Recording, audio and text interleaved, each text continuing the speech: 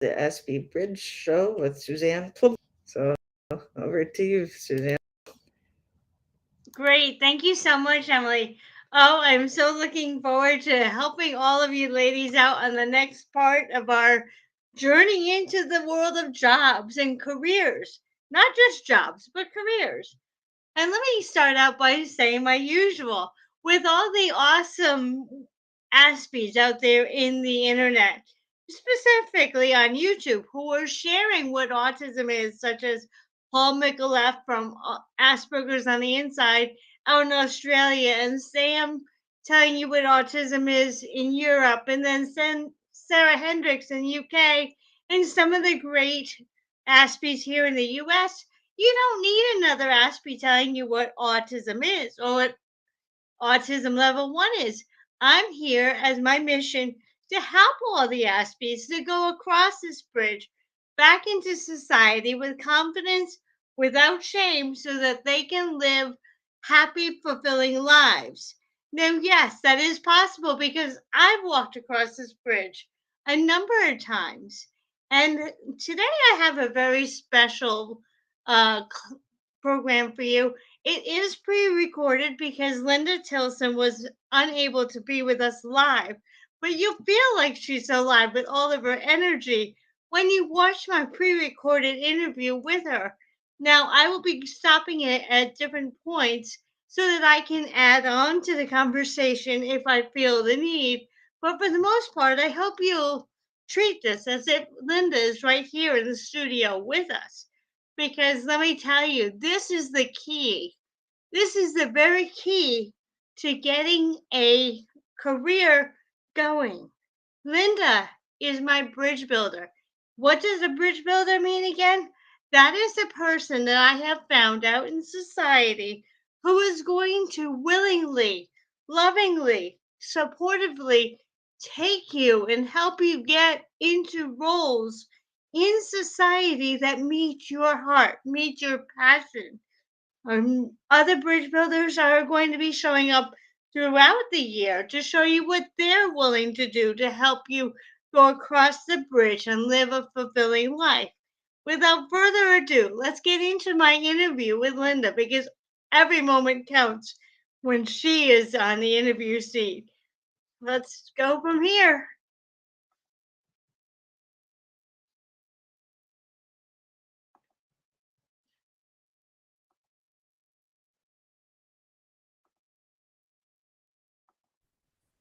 Hi, everyone. I would love to introduce you to one of my bridge builders. Now, this is an important bridge builder after you've heard last week's conversation all about choosing a career and not just a job.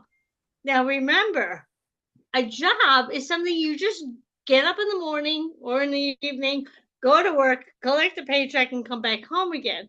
There's no intellectual connection, there's no intellectual harmony. You don't really talk to your coworkers. You don't have an interest in what you're doing. You're just there to collect a paycheck. A career, on the other hand, is something that takes your special interests and turns it into a viable way for you to make a living that gives you the heart connection, gives you the intellectual challenge, and provides you with a bunch of people who have a common interest. Now, this week, Linda Tilson is the very person who will help you. She'll be at the top of the bridge when I connect you because she's the one who will help you get into a career that has your special interest in mind because Linda knows the importance.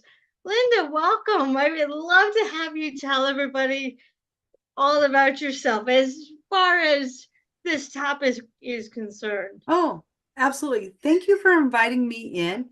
And, what I'd like to say is that I empower individuals to step into their capabilities, that gift and that thing that they have. And I do it in the area of career development. So that's anywhere from putting together materials for an application for a position to preparing to effectively deliver an interview to that post work where you have to talk about what you want to receive for that offer, for that salary that you're going to do. And so it's all three of those things. I love to help individuals with the process from beginning to end. Wow. Oh, I know my ladies can definitely take advantage of that one. Now, a lot of my women are coming over, and some of them do speak as well as I do. It's not one of their challenges. My challenge is audio processing, which means that when I hear a question, I don't always hear it correctly, or I take longer to answer a question. How do you think we can help the women understand that that's okay? That they don't have to come up with a quick answer, that a thought out question is better, a thought out answer is better than a quick decision because they think that that's what's expected. I'm so happy that you brought that up, because a lot of times when we are asked an interview question, let's say, and we're wanting to formulate that answer and we're needing to do it like right on the spot, it is okay to listen to that question, and in some cases to ask the interview panel to ask again. And sitting in that silence and saying, I just need a moment to formulate my answer, and then pausing and sitting there for that 30 seconds, that demonstrates that you can take a little bit of a step back and process the information. And then when you're ready to give it, because if you think about it, you should not be in a hurry to jump to that first thing and then you just say it. You should be able to take the time to process and give your best answer to showcase your skills. And the only way you can do that is to slow down a little bit, to speed up, is how I would say it. Oh, yes, definitely. Now, can we tell the ladies that perhaps if there is an interviewer that's not interested in waiting for that, that this isn't their best job, even if it might be a dream looking job? In other words, how can we help the women understand that what looks good on paper may not be the best thing for them if the supervisors are not there to support them? That's a really good point, Suzanne, because when you're in an interview and you're in front of the panel, yes, you're on the hot seat to answer the questions, but at the same time, it's your role, your responsibility to assess the individuals that you may be working with. What are their values? What are their beliefs on how a person should show up for work? And if they're not a match for you, it doesn't matter how good it looks on paper. It's what you're actually seeing in that moment. And so if they say they honor and value diversity, equity, inclusion, and belonging, and they're rushing you through along on the interview, and you've asked them to have patience because you take longer to process, pay attention to those signs. Pay attention to those things in the room, because sometimes, as much as you may want a job and think it's a great fit in organization, the role, you have to evaluate and know at the end of the day that you could walk into an organization and be set up for success in the way that you need to be honored, in the way that you need to work, because you want to bring your best self. And the only way you can bring your best self is if you feel comfortable and safe in an environment that openly practices what they share on those posters on the wall. Well, that is a great point, Linda, because so often, and I've been seeing this more and more, a company will say that they're inclusive to get the tax write-offs. But in the end, are they really? And we're almost interviewing them as much as they're interviewing us. And because if you get that yuckiness in your stomach, your gut can tell you whether or not you feel comfortable with a person. And if you're going, perhaps you won't see this particular person. You really need to walk into the interview. This is even before the interview happens. Walk into the interview. Are there loud noises? Is there traffic going by? Are there a lot of sirens that go whizzing by this company? What's the setup? You're not just going in for the interview, you're actually interviewing the building, the outdoor sounds. Is there enough color? Is there enough lighting? Is there too much lighting? You need to take all of this.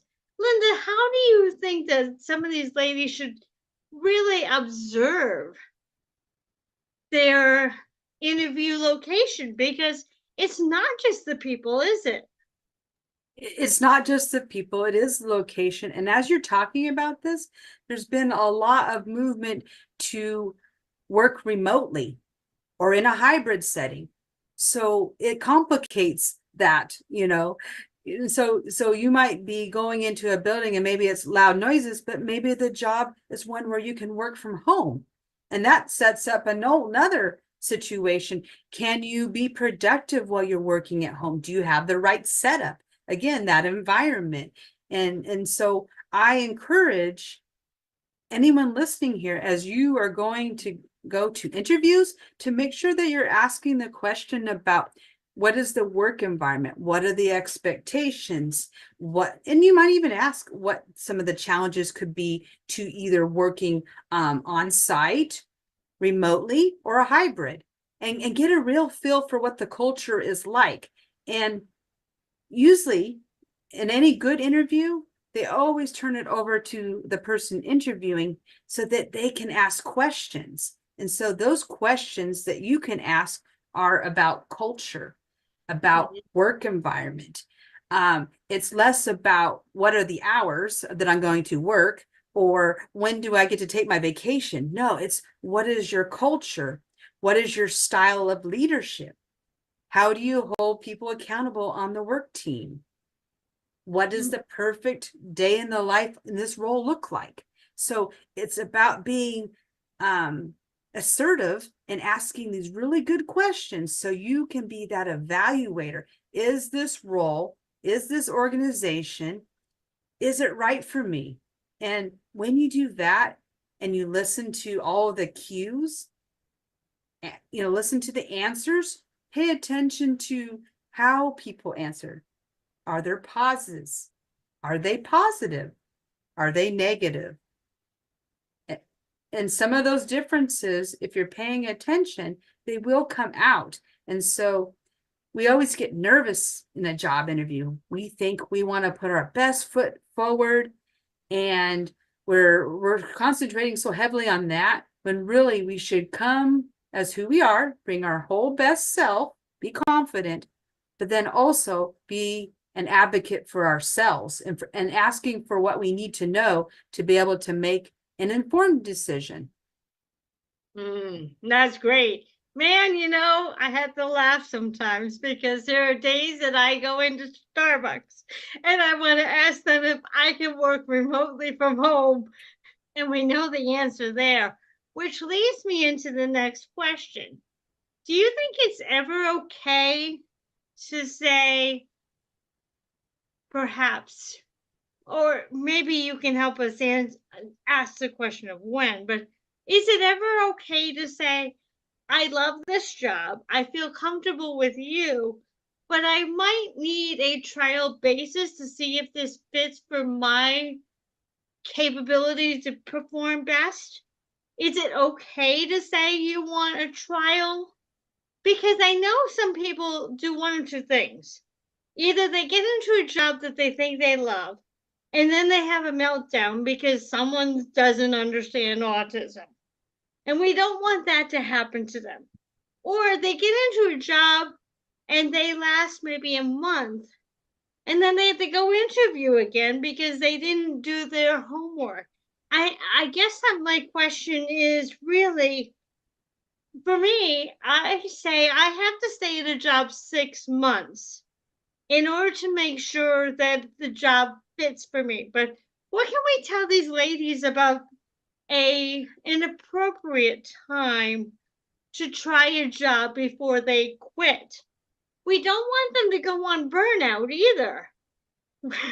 I mean, you know, we all know And I know, because I've been in the workforce for at least 30 years now, that 25 jobs on an interview in 4 years is not a good track record.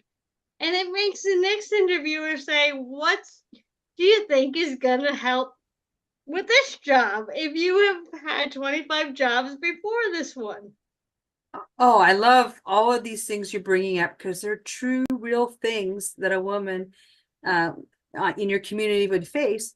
And I will say, to address the number, let's say a person had a number of jobs, the best thing a person could do was to say, I've had a number of jobs that didn't fit me, but in that journey, these are the steps I took, that I learned these things, and I can promise you that I will come in and, with given clear expectations of what my roles and responsibilities are, I can do this job.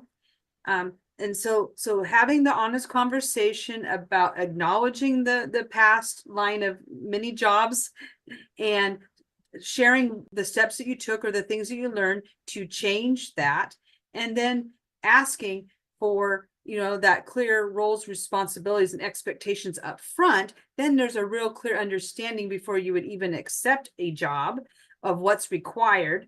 And the question about the length of time, so you don't go into a job and then decide 2 weeks in, this isn't for me, and you don't give it a chance. Most positions typically have a 6-month trial period. Sometimes they have a year. And one thing I would say is, if a person wanted to disclose that they needed to have accommodations, that is something I think could come up with a job offer, is I can accept this job, I can perform all the duties with accommodations, and have a plan of what that looks like and be in agreement. Because I think it's when you don't share what you need at that point you were given the offer and the expectations that things could go south.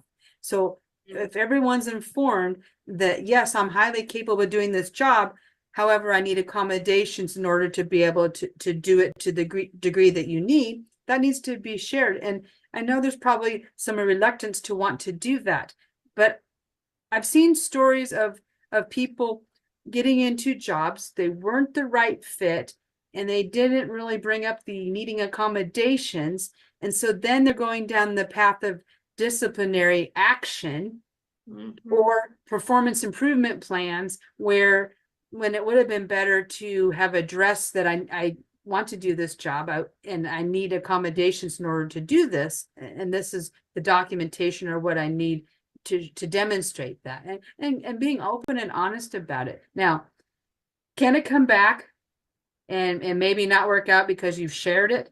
I'm going to say there's no way to eliminate that risk.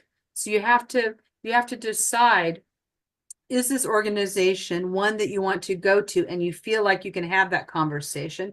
Because I'm thinking, if you don't feel safe to have that conversation, you're probably going to find your place in a space that's going to get difficult, like I described.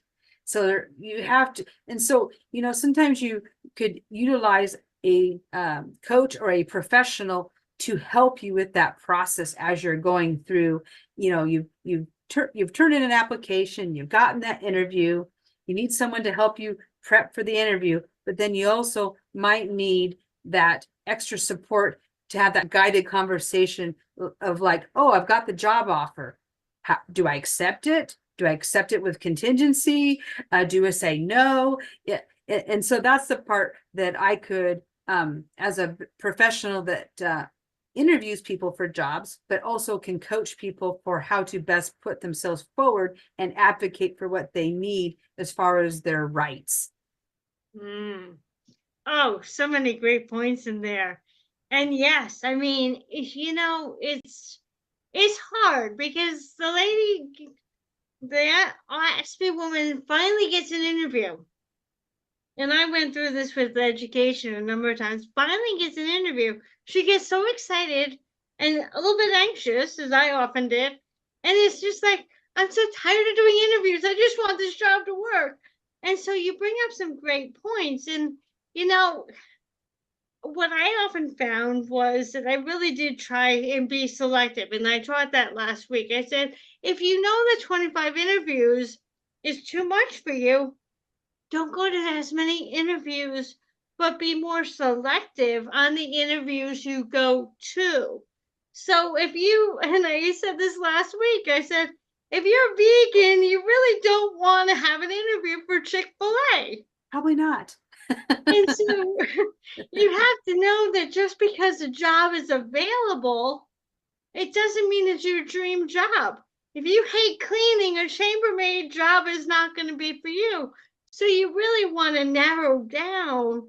And Linda maybe can help you as well as I can as an enrichment coach, help you find the right jobs to interview for. And Linda, how would you go about helping someone really know whether or not a job they're interviewing for is right for them in the first place, or if they should just say no thank you and move on?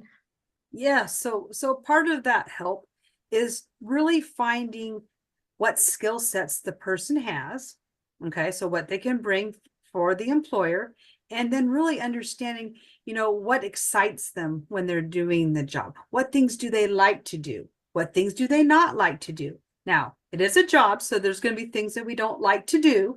However, you want more of a balance of being able to do the things that you like to do and are skilled at doing. And then, there's also that growth or that potential. You want to look for an employer that has a career path plan where you can start in one area, knowing that there is other opportunities to develop your expertise and experience and receive either on-the-job training or formal training in a program.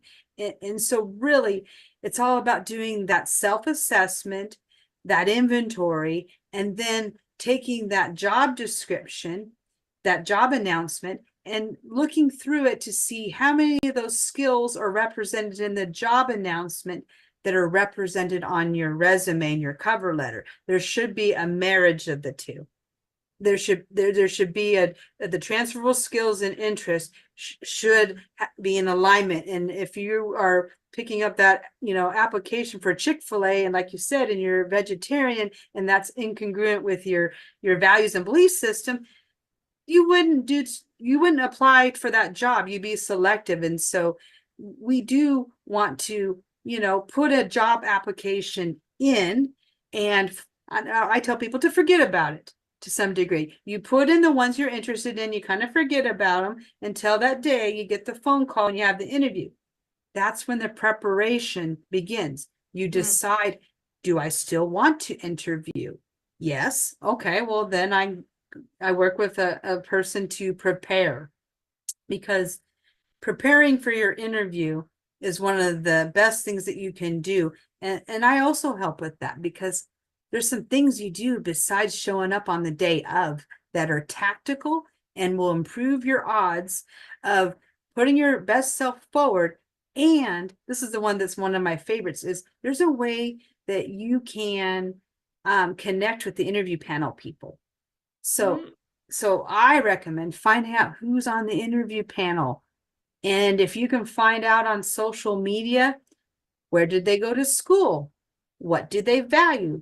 What are they interested in? There's nothing that prevents you from having external ways to look for information so that you could use it in an interview situation to connect and have a conversation. Right. Oh, yeah. I mean, just like this is an interview, but yeah, it doesn't feel stressful at all because it's more of a conversation. And you really want to see if you can have a conversation with the individual. And with everything out there on the internet these days, LinkedIn is a great way to go in and say, even if you don't know the exact people in the exact location you're going to be in, you can say, hey, I noticed that your CEO is also a fisher. I like fishing. That might be something that you can talk about.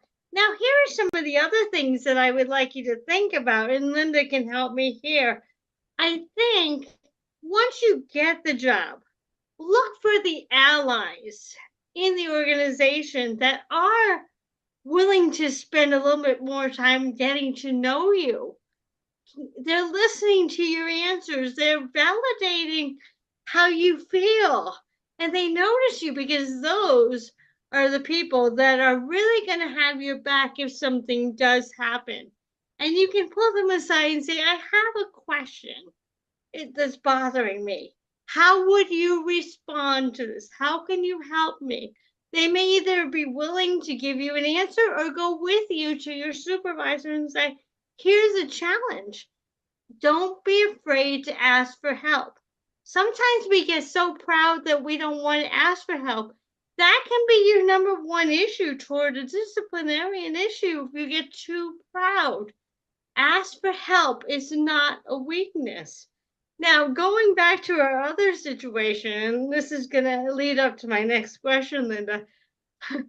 With my working at Starbucks, I love working at the window. I love handing out the drinks and wishing everyone a wonderful day.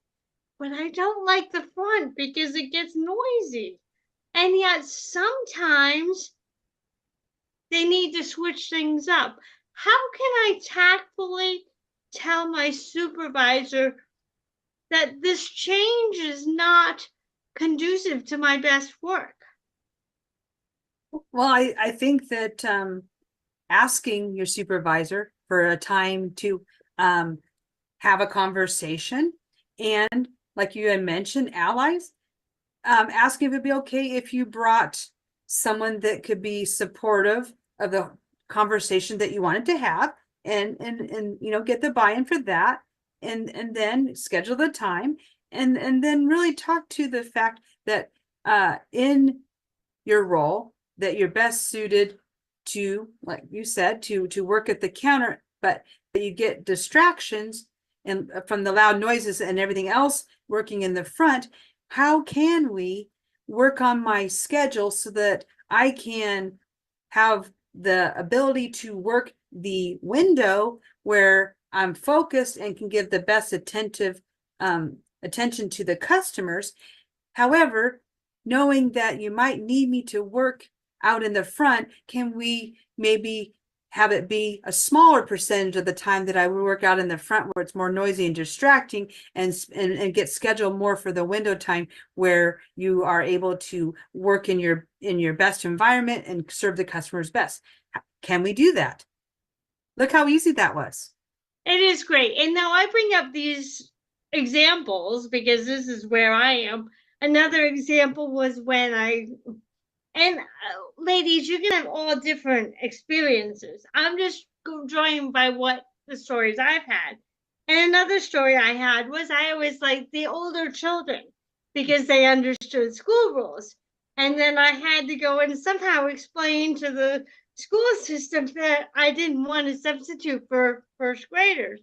I mean, sometimes we do have to do what we have to do, but you need to ask for help. So let's go into the next thing. What if a woman has a lot of skills, but she's not a communicator? Is it okay to bring in a portfolio of her work? Something that she's done, that she's gotten high praise for, so that they won't ask her as many questions, but will spend more time looking at a portfolio where she was a good worker? Is that ever okay?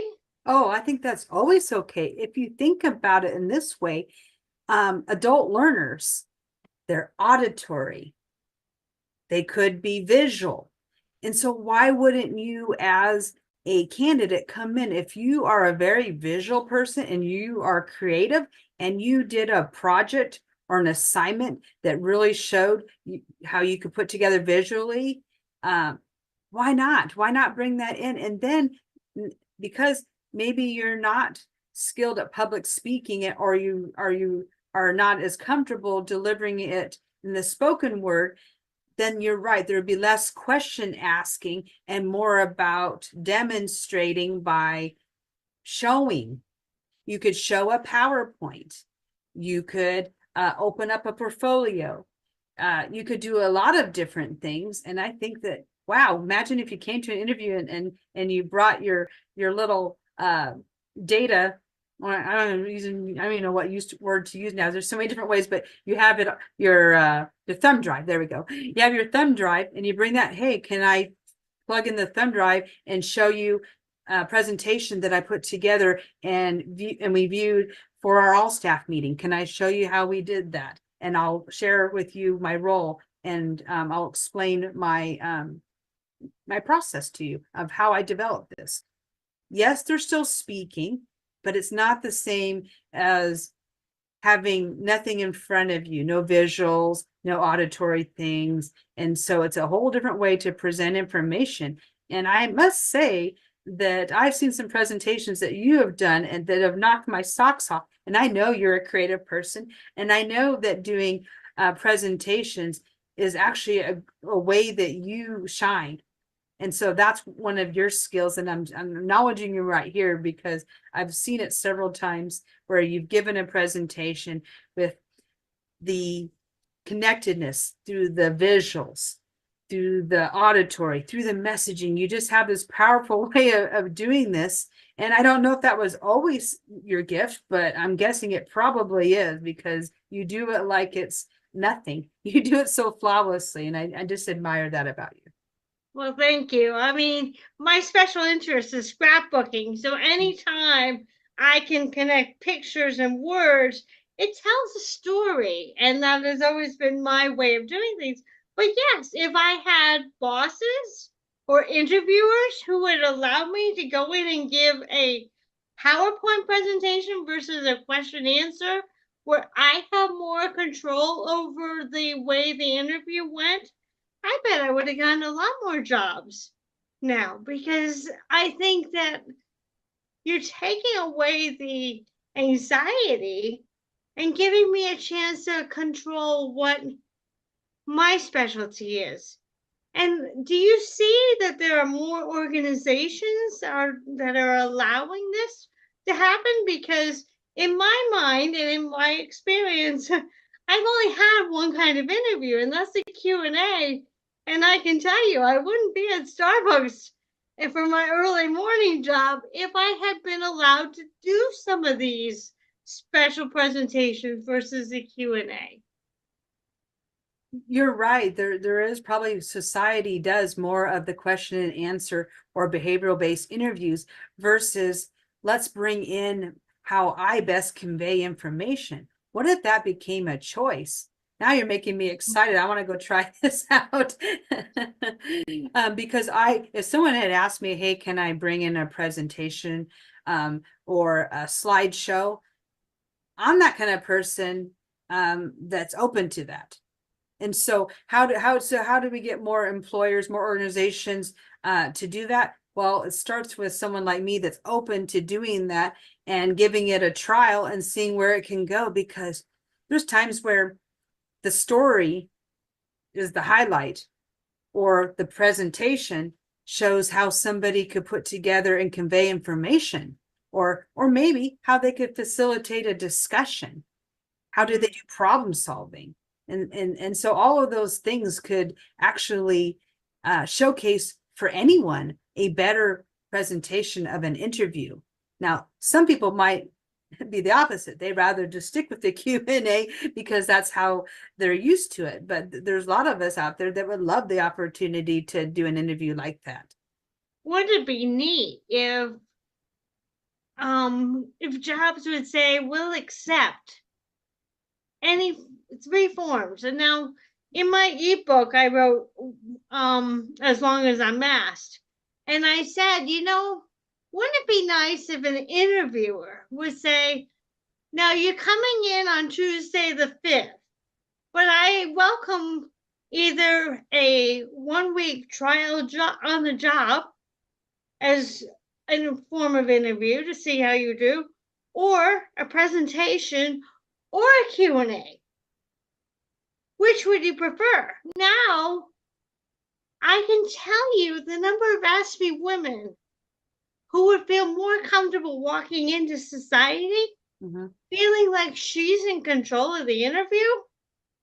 I think that would help a lot more women cross the bridge. I think right now what's happening is we have one idea of what it's going to be like, and we haven't even walked the bridge yet. We're already anxious. How can we stop? How can we help society know better? I mean, I would love to have researchers present to society, and I'm thinking I'm going to go that route myself as a life coach, is going into society. And part of this bridge, Ask Me Bridge podcast, is helping society understand what our needs are so that they might say, hey, that's a good idea. Why not offer an option of what kind of interview someone wants? What do you think about that? I really like that. If you want that to happen, all it has to be is an invitation. Organizations, are you wanting to hire diverse talent? And would you consider the option of offering the interview in one of 3 ways and doing a pilot to see if does that help you in your hiring process, or does it take away from that, and take it from the lens of the hiring manager or team, and then take it from the lens of the applicants, and then invite them to tell their story of whether that worked well for them, or if there were some drawbacks from doing that. Because when you have an invitation to go try something as a pilot, it doesn't mean that you have to go with the pilot and implement it in all of its form. You might find there are a couple of things that worked really well and you implement 1 or 2. Well, organizations willing to implement 1 or 2 things that worked really well, and they found that it worked for, not only it works for organization, but it works for the applicants too, and it builds this bridge that changes the way that we do interviewing, and it makes it more productive for everyone. Well, anyone for profit, we know that that's return on investment. And if you're not for profit and you're in government, let's say, you are still saving taxpayer money. Yeah. So I'm looking at it from, both angles there. And you have a really great idea. And what harm is there in conducting a pilot of short-term, or even a couple iterations of that interview, just to see what would happen? Does it make a difference? And I think that's how we inspire change, is by willing to try something on a temporary basis, knowing that if it doesn't work, we don't have to go with it. But what if it does, and we have this great way of moving forward? Can you imagine the number of interviews that we could cut down on if people actually were given that chance of 1 of 2 ways of either? You can't tell me that an organization doesn't have about 25 jobs that aren't getting done that day, that they couldn't give a checklist off to an Ask Me woman and say, oh, let's see how you perform these 5 tasks. I mean, I can tell you, if she's like me, she's going to blow the pants off of you, because of the fact that she's not going to be getting up and chatting to everyone. She's not going to be running back and forth to the coffee maker or to the bathroom. She's going to be sitting there and getting the work done. What a great way to find out what your workforce is like without having to interview them, if you can just observe them. I'd much rather be observed being in my best form than sitting at a counter answering questions. I mean, I'm not like that. I'm exaggerating. But at the same time, this is a lot of the way that keeps the women on this side of the bridge, is the fear of interviewing, the fear of going after a job they love. Now, I'm going to help her find her skills, and then I'll be sending her to you to really corner in. One of the things I talked about last week was, if you have a passion for books, how many different jobs can these women get that have to do with books? There's a lot, actually. As I'm thinking about that, as you put that out there, there's so many. You could be tutoring, you could work in a bookstore, you could work on recycling. I mean, maybe not recycling the books, but you can see where this can go. Yeah, and that's the thing. It's like, and that's what I talked about last week, is don't settle for a job. Don't settle for a job. You're just going to find that your heart is breaking. You're going to find that there's nothing in it for you. And that's where we're going today. And Linda, I want to thank you for your time today. This is really, I think this will help the women go across the bridge a lot easier, especially if they know that you're a bridge builder. So, what's up for you next? What's up for me next? Well, honestly, I'm building teams right now. So that's what's up for me next. And I do that both in my work world, my 9-to-5er, and I also do that for entrepreneurs. And so coaching is my passion, leading projects and building teams is my other. That's wonderful. I want to thank you so much for coming today. I think this has been great. I think it makes the woman feel a lot more secure knowing that there are members of society that do want to help them come back into society and feel welcome. And Linda's a great example of someone who will be there by your side to help you go.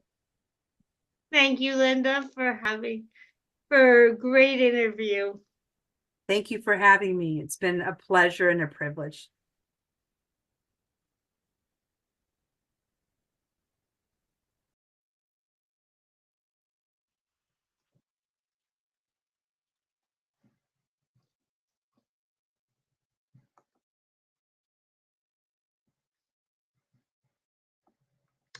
So, you've met my dear friend Linda Tilson.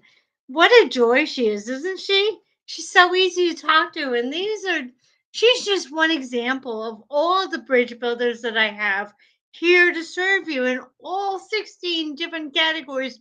And guys, I do have someone for you too. So, I'm not leaving you out of the equation. Mark Maynard is here for you.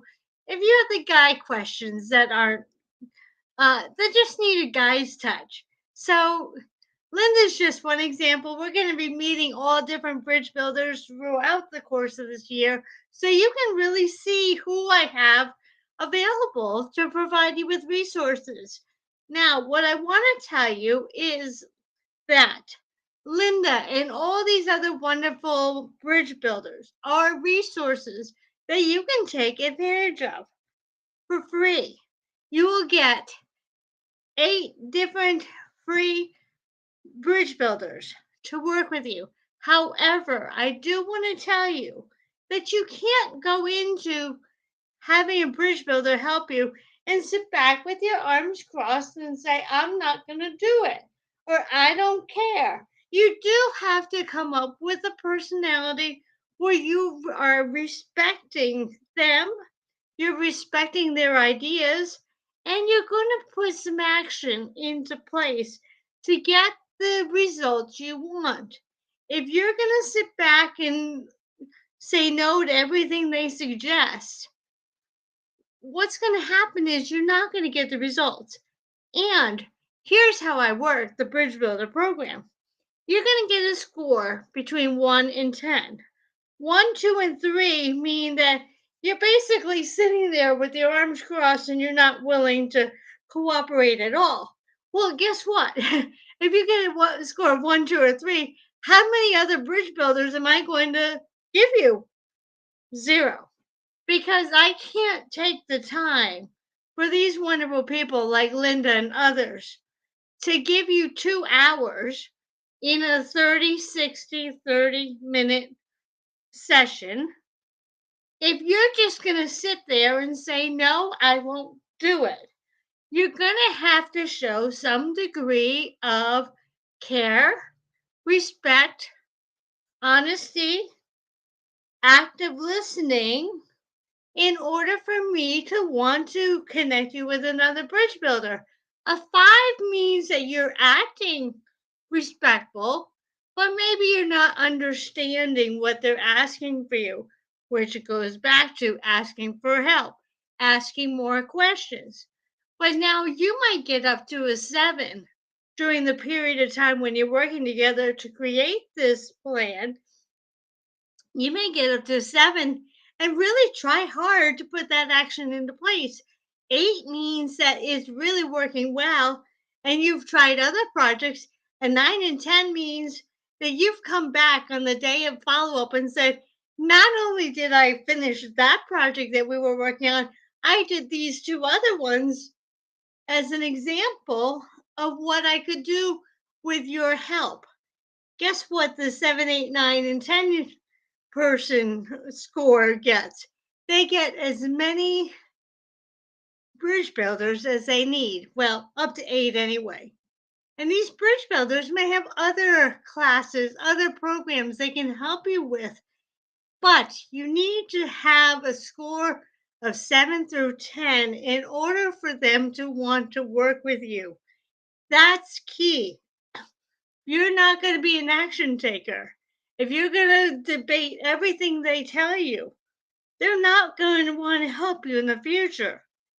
So I advise you to really step into these free resources. We never received resources because people didn't know we were autistic. We graduated from high school, we graduated even possibly from college without ever knowing we were autistic. And therefore, we never got the resources. Here is your opportunity to get the resources. But I really want to encourage you to be respectful, kind, and willing to take the step to make your life better. I've done that. I've gone across this bridge. I have a wonderful support network, a wonderful group of friends. And that's what I'm here for you. I'm here to help you get that. Because if I can do it, I know you can too. Next week, we're going to be talking to a woman by the name of Becca Laurie, who's going to talk about what laws have been put into place for inclusivity. What are some of the things that the leaders in society are willing to do for us?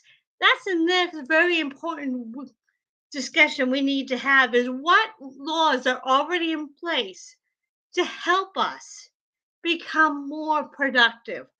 What is being put into place to help us so we don't have to ask for as many accommodations? They're already there. Becca Laurie is going to be a wonderful person for us so that we know how much we have to ask for and what we can expect. So tune in next week for inclusivity. What is it and what rights do I have? And I hope you have a wonderful day. I'll see you next week.